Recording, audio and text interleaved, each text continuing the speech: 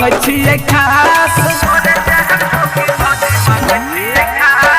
किया हमर एना उड़ाबै छौ मजाक सच सच बोला किछ भीतरी के बात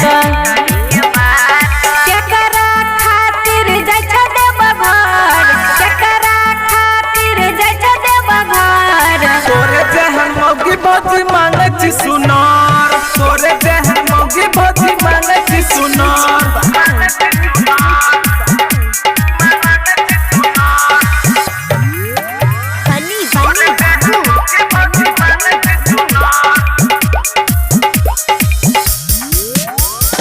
बोले किसे करबै पहिला पुकार तोरे जहन कनिया आबे दुआर